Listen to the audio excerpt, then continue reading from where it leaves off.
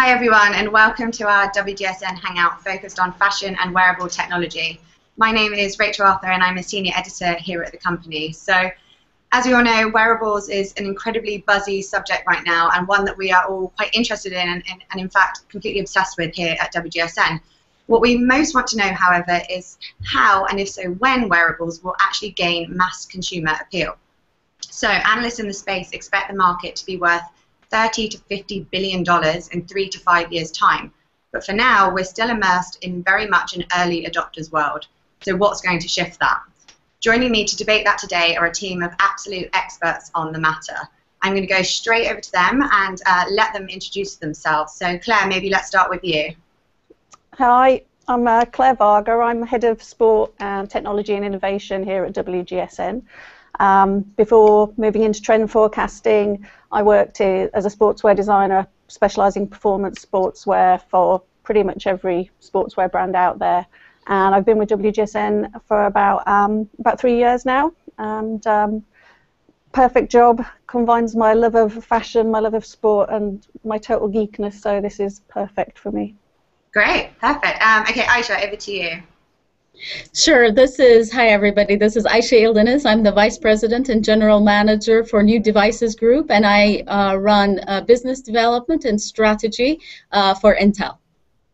And it's a very new formed group within Intel, around a year so far, but I've been in Intel for 16 years doing variety of different things. And as a woman, I love fashion, so this is almost my dream job, inventing the future and doing very exciting things, shaping them, but particularly in an aesthetic way. So it's very exciting to be here. Thanks.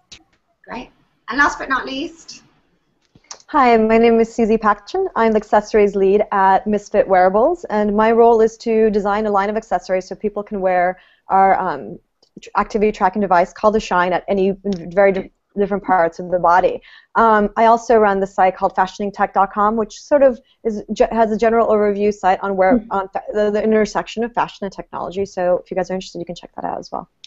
Great, thank you. I'm sure everybody will. So let's dive straight in. Just to say to everybody watching, we do have a hashtag running today. It is WGSN Hangout, as you can see behind me. So do join the conversation using that over Twitter. If you're interested and you want to add your own questions, I believe we have the Q&A app enabled.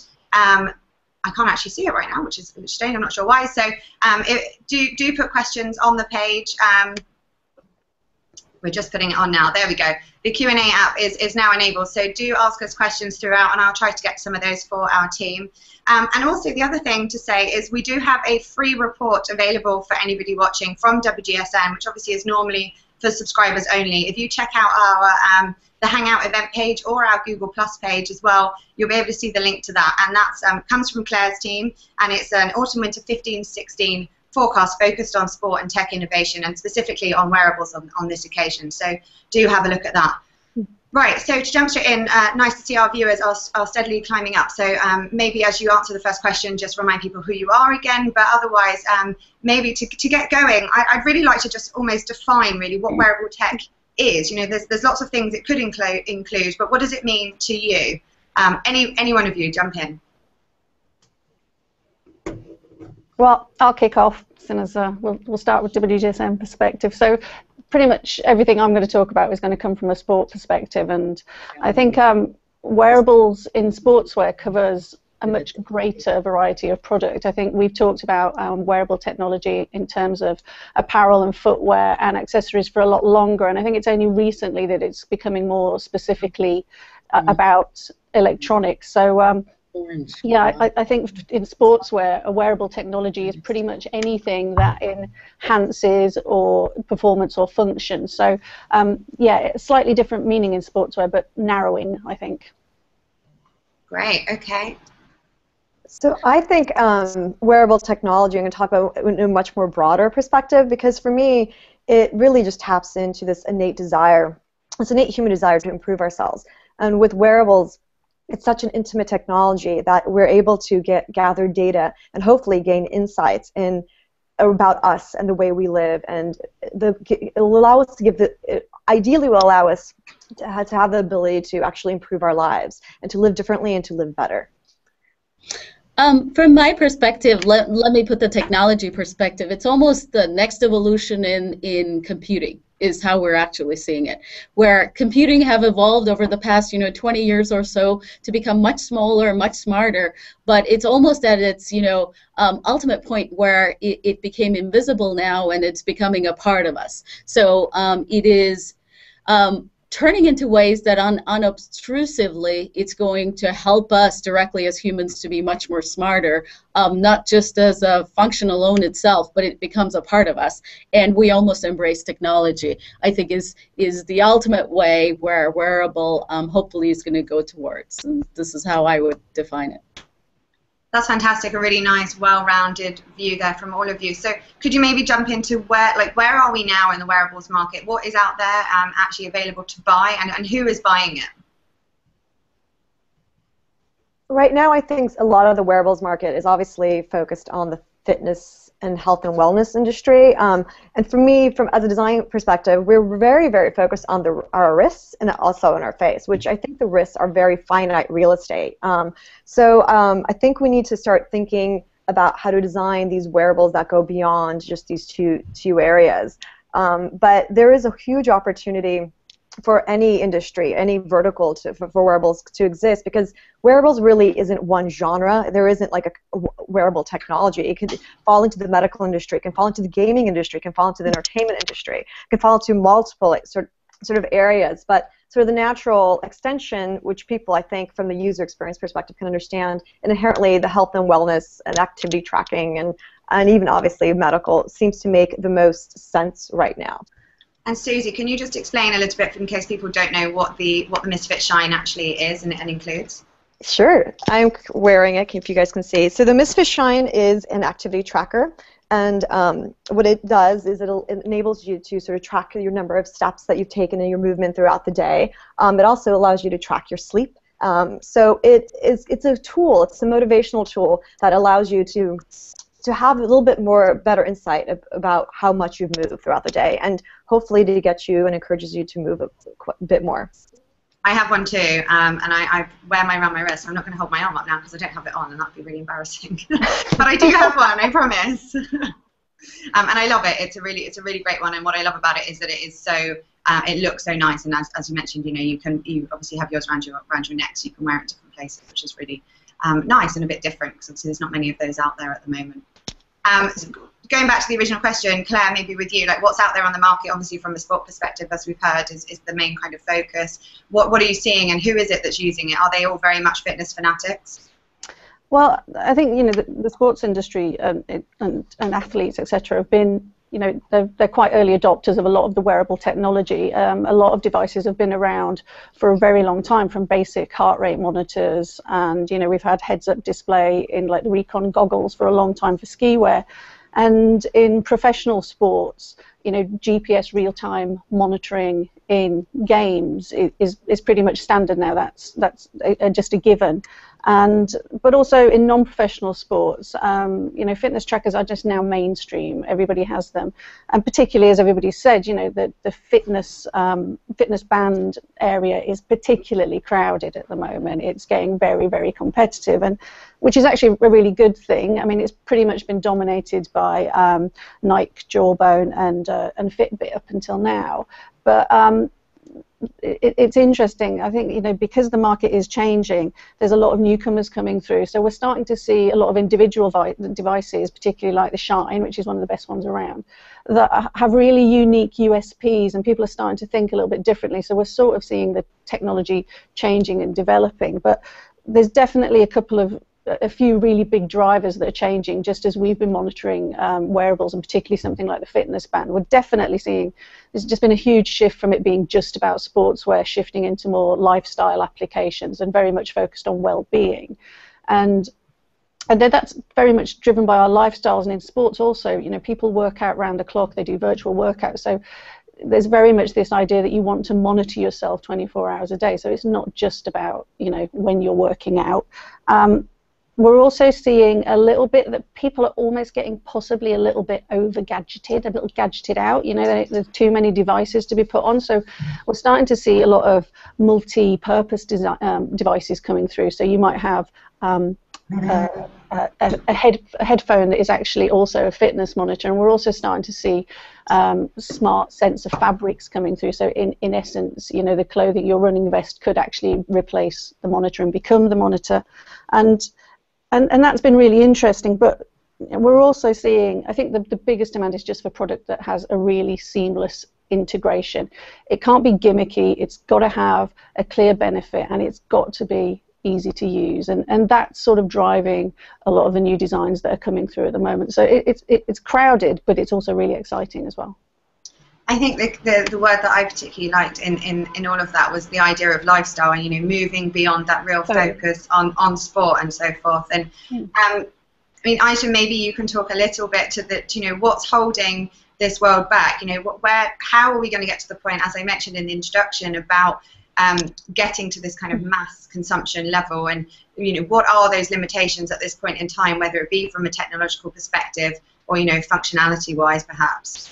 Okay, maybe I can first of all kick off by talking a little bit about the numbers. What we looked at is last year was around 30 million or so. Again, there's various different surveys out there that say a ton of different numbers, but our numbers say it's around 30 million or so, and then it's probably going to be close to 300 million in, you know, 4 or 5 years out from now. Now, I've seen very many scenarios, and this is going to be very dependent on how people use it and what are the new different you know, functional devices that's going to come out. So I saw scenarios where it still stays, you know, 100 million in 5 years out, and there is no big growth.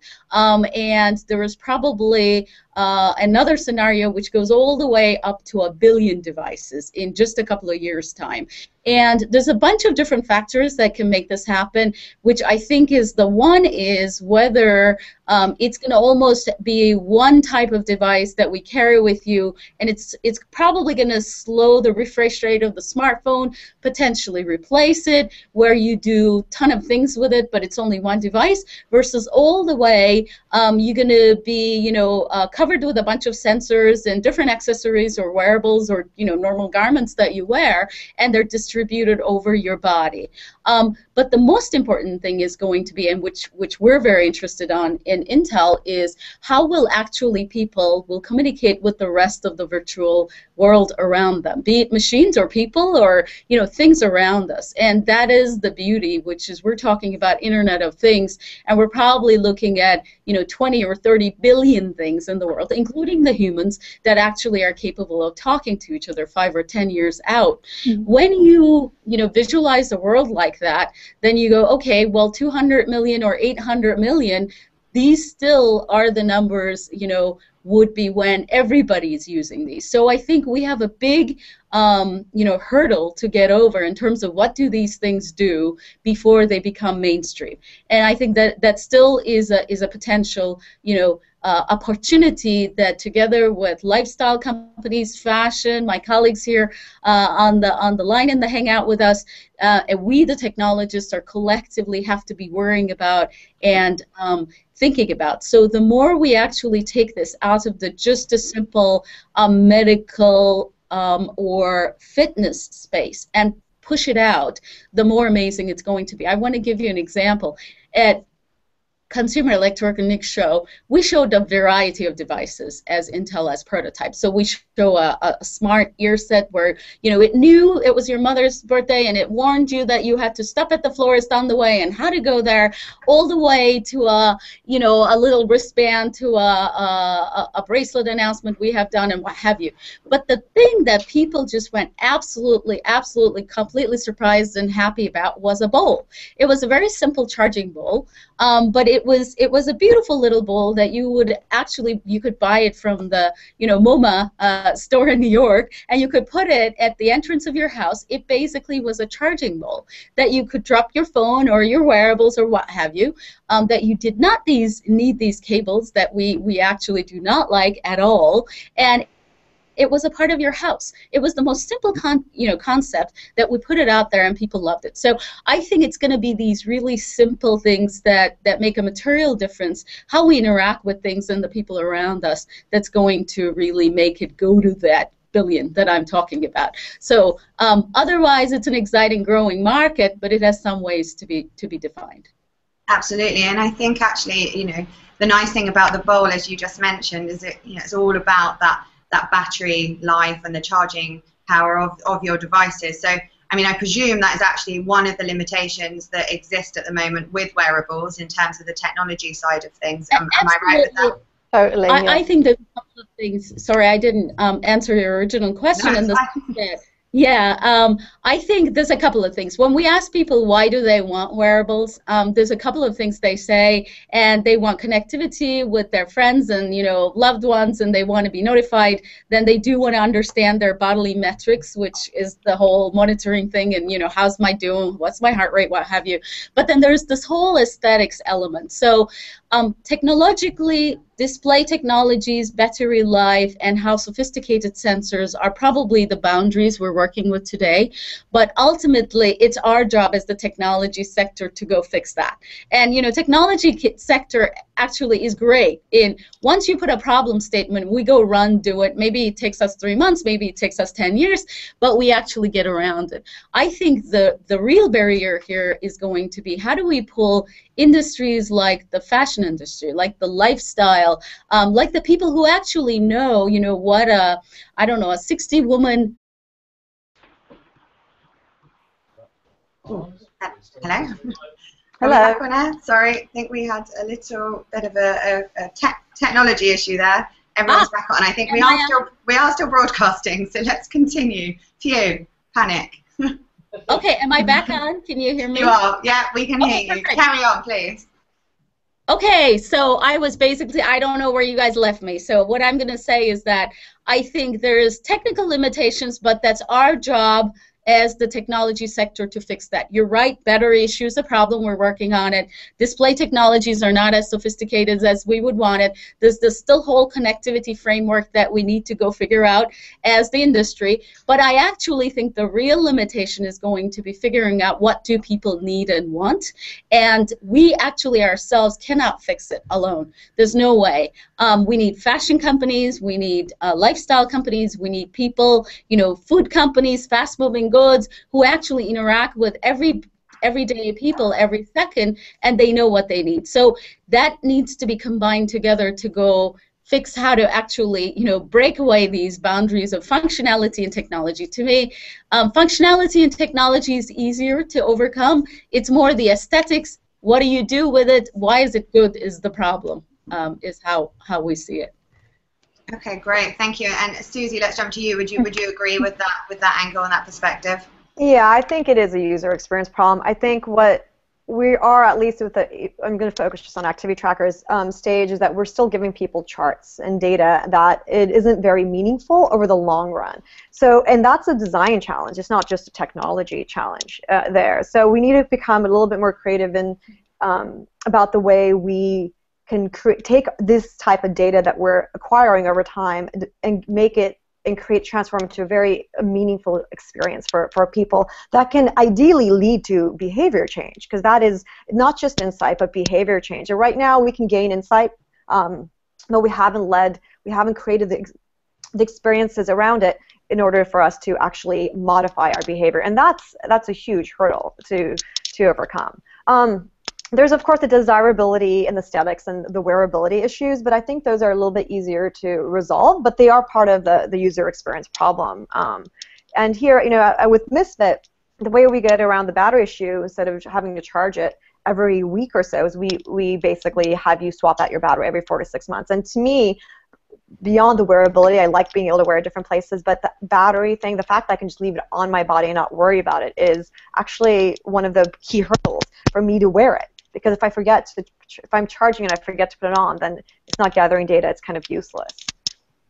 Yeah, absolutely, and I agree with you. That is one of the nice things, just be able to wear it and you know, track when you're sleeping and everything else like that. Whereas obviously normally that would be the time that you were to remove it.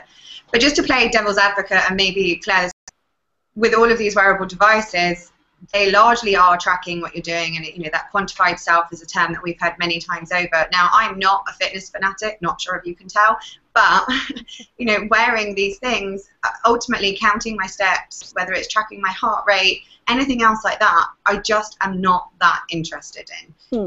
And what I want to know is, you know, is this the world that it's going to exist in? Is it mainly for people in the fitness space, or can we see a use case, you know, things that, and what could those use cases be that would actually appeal to a much broader audience to be able to reach those numbers that Ayse was obviously talking about? Well, I think, you know, talking about that and also what is holding it back, I think, yes, we touched on the technology, the functionality, the aesthetics, all those things, but I think we'd also have a problem with the positioning of wearables, and that's one of the reasons why a lot of people are not taking up on them. I think we've sort of done quite a bad job of how we've positioned them, and because so much of the focus and the marketing is very much on the tech, and it is about the numbers and the digital stuff, and a lot of people just see a lot of these devices as total geek bait. You know, it's just for people who really want to have a geek out, and we're not really always communicating like the joy of wearing these devices and, you know, the benefits of them. And I sort of think we have to even change the language around them.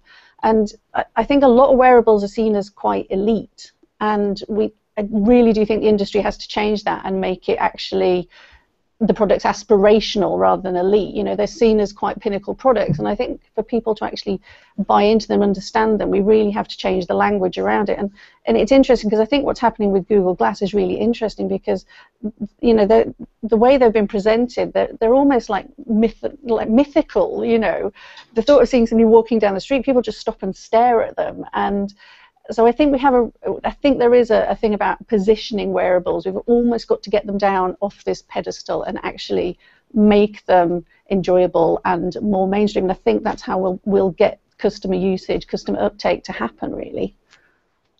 I think that's a really good point, and I'm glad you brought up Google Glass in that instance. This is one that I am slightly obsessed with for many reasons, but I particularly think that positioning thing's really interesting. And actually, you know, from a consumer or even from a reporter's perspective, you know, one of the things they are very largely focused on is obviously the aesthetic side, and you know, that's, you've got to agree, is completely in response to obviously what's been put out there in terms of what people are thinking about those gadgets, how that specific gadget and how it looks, which, you know, frankly isn't the nicest thing. And I think it's really interesting to see that they've obviously now announced this partnership with Luxottica, and obviously I think once we get to the point where their design starts improving, I mean, correct me if I'm wrong, maybe this is now a discussion around the kind of hardware versus software angle, but you know, for something like Google Glass, what does that then change? You know, if the device looks nice and it's therefore very appealing to people to wear, which obviously, Syuzi, you have with the Shine, and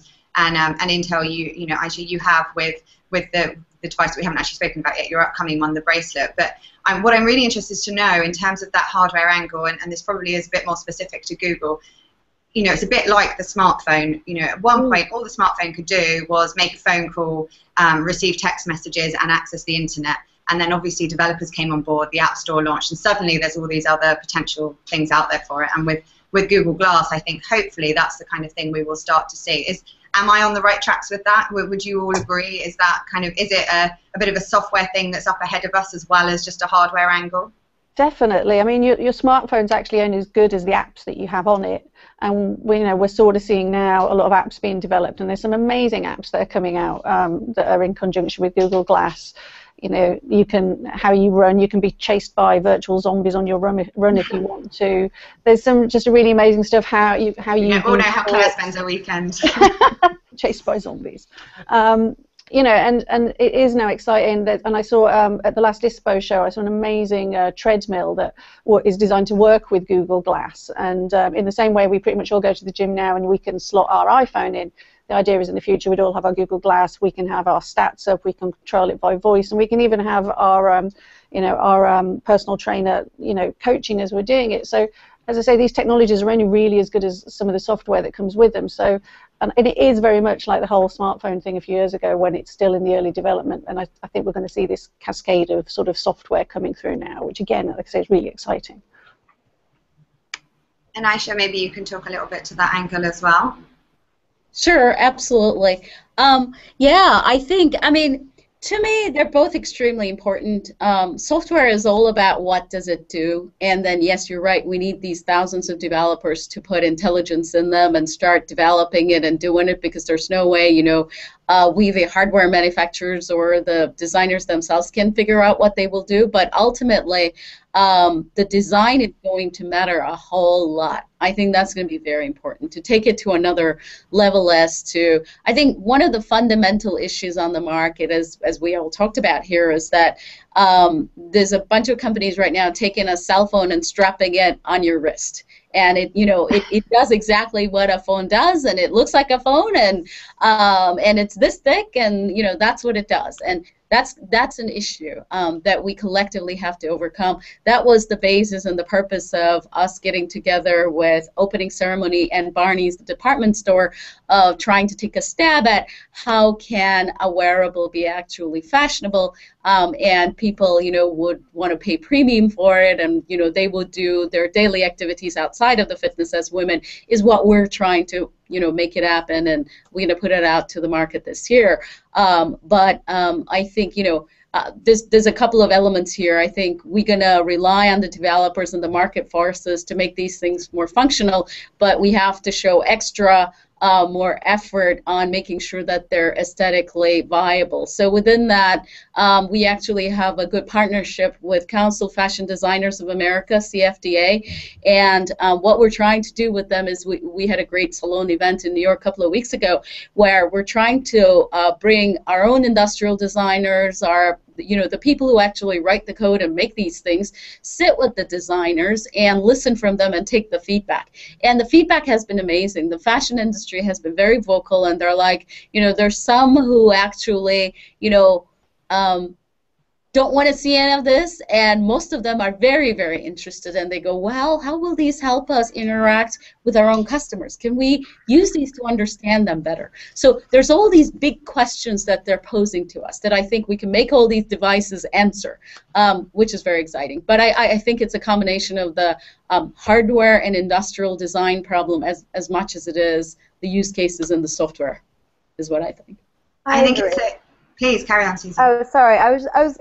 I said I was going to say I agree. And if we just even look at the way we customize and personalize our mobile phones, we do it aesthetically. We put covers on them, and we personalize them that way. And we also personalize and customize them by our apps, our software. And so and then our phone becomes this lifestyle device that reflects who we are individually and what we like to do. And wearables aren't going to be any different. We're going to have not just a nicely industrial design, like beautiful, simple object, but ways for people to customize that. So it reflects who we are and our identities, as well as obviously the ability to choose apps. Maybe I'm a type A personality, and I really like to play aggressively and run, so I want to use my activity tracker more in a sports way, in a competitive way. But not everyone's competitive. So someone else might want to use it just to track their general movement throughout the day or their sleep patterns. So we have to take the users into consideration and develop an ecosystem, really, around these products and give people options and variety. And would you, obviously, you've got your focus is on the accessories that go with it, and you have various different ways that you can plug the Shine into different parts of your body as such. Would you think about partnering with a fashion company as well, or is that kind of all comes through you?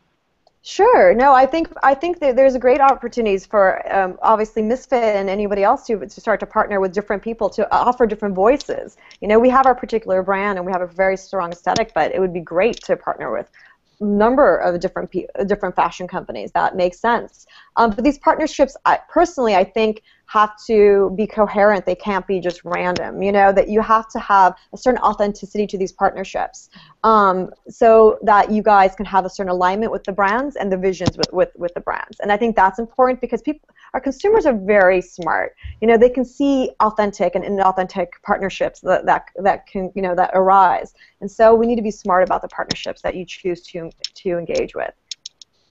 And do we think the fashion industry, for anybody that can kind of speak to this, but Ayse, obviously you have worked very closely with the CFDA and obviously spoken to a lot of designers. Do you think for them it's about them launching their own device, so it's comes from the company and they partner with a technology company to help them out on the tech side of things? Or do you think it's about technology companies kind of doing it and adding fashion in as the kind of design angle? Or is it going to come to the point where actually that's completely irrelevant and everybody's just doing it anyway?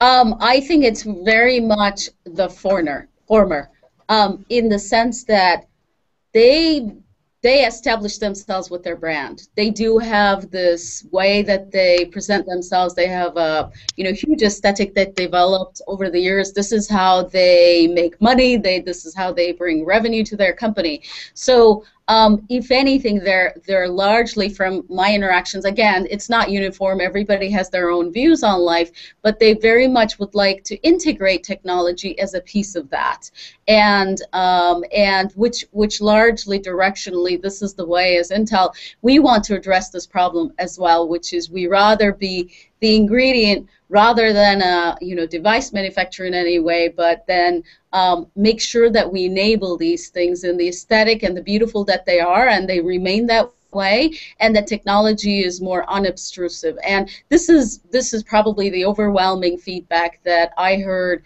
in my interactions with the lifestyle as well as the fashion companies, that they don't want technology necessarily to take over, to be so obvious or so visible. Rather, they want it to be more, much more subtle. Just helping in certain aspects of life is how they would like it, is what I've seen. Because there's a ton of technology devices out there already, and they're not going to go necessarily compete with them, and that I don't think they would, or they should. So. Yeah, I mean, they don't have necessarily that brand perception problem, so perhaps there is a lot of opportunity for them there. We've talked a lot about accessories and obviously, things for the wrist and everything else.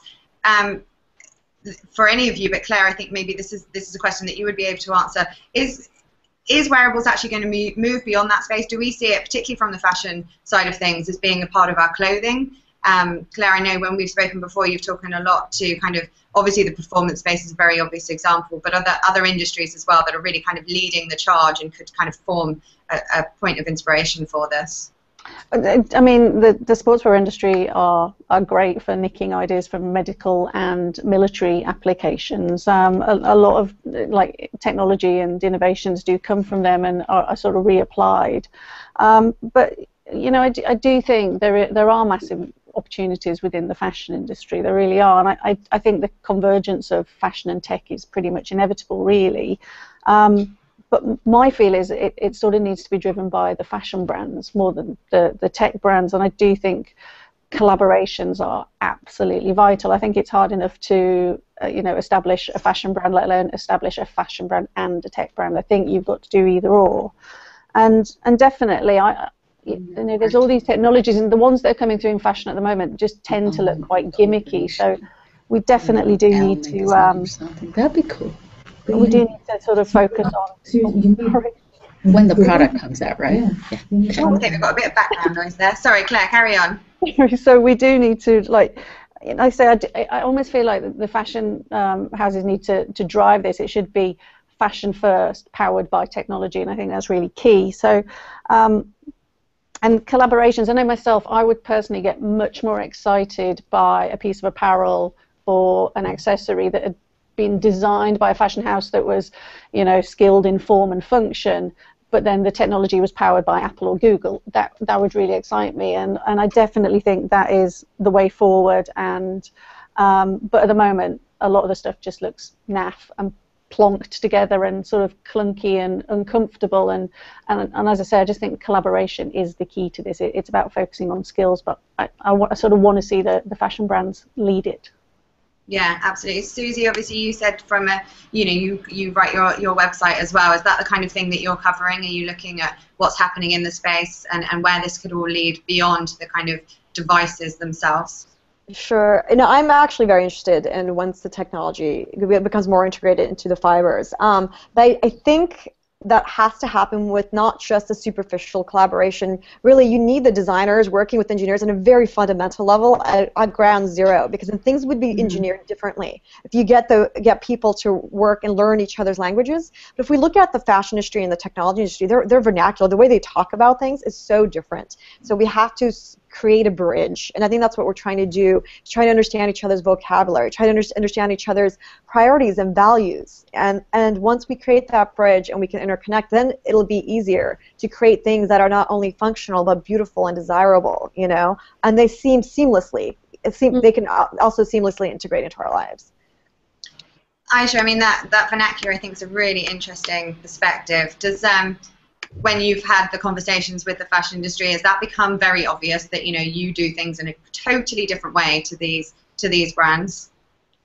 Well, in many ways, yes, absolutely. I mean, we're driven by different value propositions, right? Technology is driven by functions only, whereas fashion is driven by beauty and aesthetics only, and it's very different worlds. And we go for mass, we go for volume, we go for the more functions you adopt, the better for technology industry, whereas in aesthetics, it's the opposite.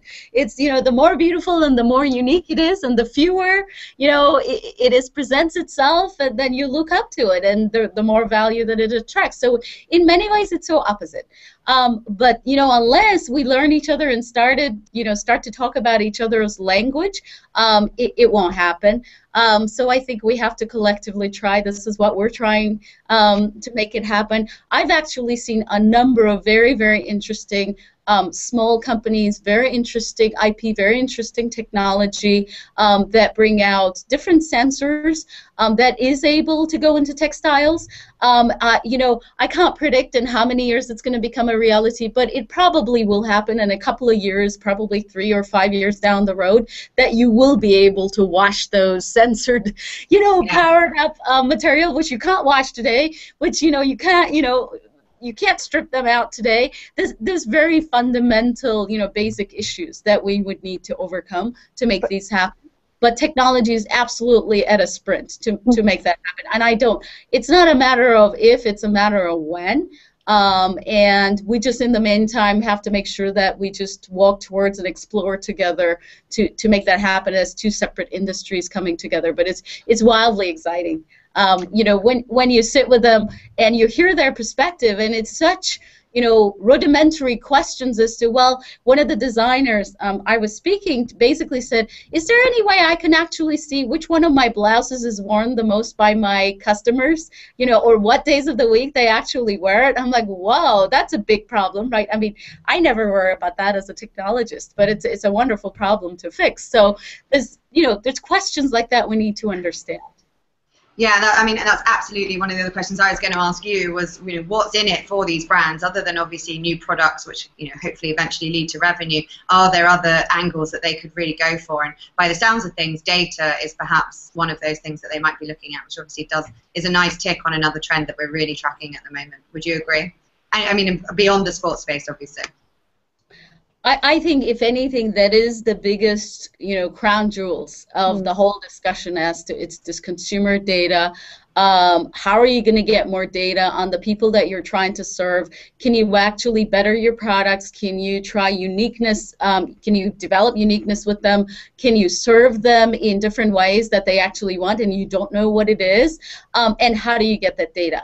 The wearable tech has that capability to all of a sudden organically link your brand into these people, and you start understanding them. You start communicating with them in a most natural fashion that you do get that data, you see that. Along with it, of course, comes this huge responsibility about privacy of this data. You know, what do you do with it as a brand that, you know, everybody needs to be, you know, as end users, as brands, as creators, we all have to take a very deep look at that and, you know, find our boundaries, define them.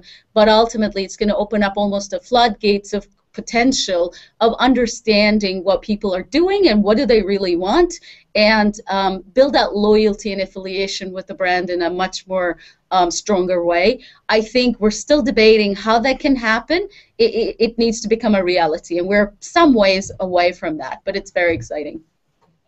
And Claire or Syuzi, would you guys agree with that as well? Yeah, I totally agree with that. And I think the other incentive for them to get into it is you know, wearables and everything around it is basically how we all communicate with each other now. And it's this technology will allow people to keep in touch with their consumers, particularly younger consumers. You know, I think it's fascinating that Karl Lagerfeld even just launched his own set of emojis, and it's that idea of tapping into that language that, you know, the zeitgeist that's around at the moment. And I think wearable technology, as long as it's the right partnership and used in the right way, it will allow brands to tap into a much younger market, to stay current, to stay aspirational. I think that's very important for them. I think it also allows brands to really personalize and customize the experience for individuals in a way where it kind of brings in this, you know, the treatment you would get when you go into a very high-end luxury store, but you could do that a bit more for more mass market, and that, I think, as a consumer is quite nice and important. So we're running out of time, but I wanted to kind of really look now to the future of it. Like, where do you all see it going? We mentioned the Internet of Things, and maybe you can also speak to that a little bit more in terms of what it's actually going to mean for the wearables market. And, you know, we've mentioned the idea of being kind of 3 to 5 years out. What kind of devices are we expecting to see then, or clothing, as we mentioned? And what's each of your hopes for where it will move? I'm really excited about all the fabric sensors that are around at the moment. I mean, that technology is out there. Citizens have done a great fabric that can be taken into a vest, and it is machine washable. It's actually not that much more expensive than normal fabrics, and I can definitely see you know, a place where, you know, 5 years down the time, that any garment actually on any rail could actually be a wearable device. It's there, the technology is there, and as I say, it's getting cleverer all the time. And yeah, 5 years from now, I think we'll be looking at things that are, as I say, much more seamless. You know, we're starting to already see gesture control and neurotechnology. So again, things, you know, it's a type of devices that are just, you know, you don't have to think about them. They're just so easy to use, and they're totally integrated in what we do. And I definitely think that's where we're going. After that, I think we're sort of getting into quite scary territory, because I think sort of 10 to 15 years from now, we will be looking at dermal implants, digestible technology, but that's like a whole other ball game to get to. But, you know, there's grinder culture out there, which is sort of DIY implants, and it's out there, and it's going to take a long time for people to get that, but it's definitely coming. That's so interesting. It's terrifying. There's some amazing stuff out there, but again, you know, I can definitely see in a few years' time people are going to be going, you know, we're already looking, we've got Google Glass at the moment, we're already talking about contact lenses. I can just see us all going, you know, it's so annoying having to wear these glasses, or, you know, why can't I just have it in my eyeball or whatever? And we will. The technology is out there, and all it is a transition of things that become normal. 10 years ago, we probably couldn't imagine walking around with a camera on us all the time, and it is just little things that suddenly seem quite outrageous at the time, just bit by bit by bit become more normal. So yeah, it's scary and it's sci-fi, but why not? Why not? Okay. Who's up next? Ayse, give us your opinion. Where's the future going? Oh, absolutely, talk about it. You know, I'm a huge sci-fi fan, and when I at the Star Treks of the 80s or 70s, what have you, everything in there except for the time transport has happened. I mean, how scary is that, right? It tells me we're pretty bounded by only our imagination, and that's what it is, right? Yeah, there's a couple of things that are physically today not yet possible, but pretty much all of them have happened. So it's pretty much up to us to decide what we're going to do with it.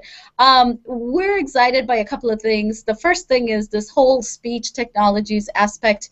This whole unobtrusiveness, which is you just talk to things and they know.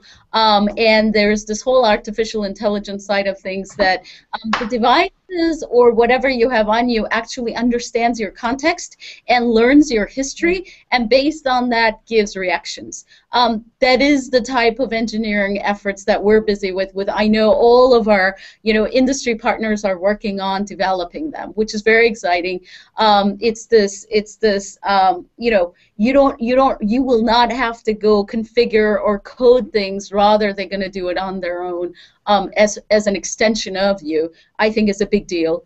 That's coming from a you know, mechanical industrial technology perspective, hardware perspective. I would think things are going to continue to get much smaller, much more intelligent. We certainly will strive to drive those, and with the great chips and great technologies we're working on. And then I would see there would be some step function of improvement in display technologies in battery life, what have you, that's going to drive that things becoming much smaller and much more smarter from a device itself perspective. But the big breakthrough, as usual, is going to be just, again, it's us, the users. What do we really want these things to do? And how are they going to become a natural part of our things we carry with us? And, you know, we talked about the wonderful examples of the textiles, of the devices getting smaller, of them actually talking to each other, sensors existing in everything we wear rather than one thing, including in our house, including in our workplace, including from our lamps to desks to, you know, whatever you can imagine, them being smart and then talking to each other and knowing that you're the one who entered the room, setting everything up accordingly. When you sit a chair, the fabric that touches you actually knows that it's you, shapes how you're bending down accordingly, are just very small examples of, you know, what could happen. So it's going to be a journey that we all need to walk through. It sure is. And Syuzi, from your perspective, where do you see the future? But also, is there any, you know, is there anything we can expect and get excited for with Misfit coming up? The way I see the future, I mean, the near future, I think I think we'll have more, it's the more Internet of Things, we'll have more objects like our devices talking to things, ideally in an environment context. So if I am sitting down too long in front of a computer and I haven't moved, I want the lights in my room to dim, you know, or something to motivate me to get up and do things. So having things communicate with each other could be quite interesting way of actually modifying behavior in a way. Even something as simple as our activity trackers can track our sleep and they can track our movement, but I still don't have enough data to know that if I've exercised, do I sleep better? You know, do I feel better? How do we link and triangulate multiple data points together? And even can my shoes communicate with my shirt? That can communicate with my activity tracker. That can communicate with my room. And these things I think are possible in the next sort of 3 to 5 years as we get things more integrated and connected. But it all has to happen seamlessly. It has to happen in a way where it's not going to take too much effort on my behalf to have these things happen. And it has to happen in a manner that's organic and, you know, quite a bit more meaningful. So, and as far as for Misfit, we're working obviously on new products, and we're excited to have some product launches. And I'm working particularly on new accessories, and so keep an look out for those. That'll come, which will allow you to wear your accessories in multiple different ways, from day to night, from swimming to cycling. So really trying to make it a bit more of a lifestyle product to accommodate for people's preferences and, you know, and like lifestyles, and we're all different, you know, and so we want to be able to customize that experience for everybody. Okay, great. Well, thank you so much, everyone. I think it's a really nice point to end on, that idea of lifestyle and of design and of being seamless, linking with sensors and everything kind of around us. And what I've really enjoyed about this conversation is all three of you, how much enthusiasm you have for the space. And I think we'll all be tracking you really, really closely. I'm looking forward to seeing what Misfit does next. Obviously, Intel, I'm really excited to see the opening ceremony launch when that comes out. I think it's later this year, am I right in saying that? Correct. Great. So we'll look out for that in great anticipation, and hopefully with all the other things you do with the CFDA coming up. And obviously, Claire will continue to report on this space and bring us all the latest and the greatest as it goes. And as I mentioned right at the beginning, if you are interested in seeing her in-depth reportage on this, do get in touch with WGSN, of course, to get on the site, but also do go and download that report that we have available for free for everyone right now. All you have to do is literally put your name and email address and a couple of details, and you'll have access to that. So you can find it on our Google Plus page and on our Hangout event page as well. So do check it out. We'll be sure to tweet about it too. Obviously, if you've enjoyed this discussion, you'll like the report. It's just packed with so much stuff about the latest gadgets. It's great. You know, a lot of the stuff we've talked about, there are examples of product in there. So yeah, anybody will enjoy it. And to all those that gave us questions, I did try and ask some of them as we went along, but all the rest we will try and get to. Do please reach out to us on Twitter as well. Our hashtag, as I mentioned, is WGSN Hangout, and we'll be there. But otherwise, until next time, thank you very much, everyone, for joining us. And it's been a great conversation. It will be available on YouTube straight after, so hopefully those that missed the beginning or anything else can watch it back, and we'll be pushing it out again so they can view it. So thank you. Thanks, guys. Thanks for having me. Bye. All right, bye.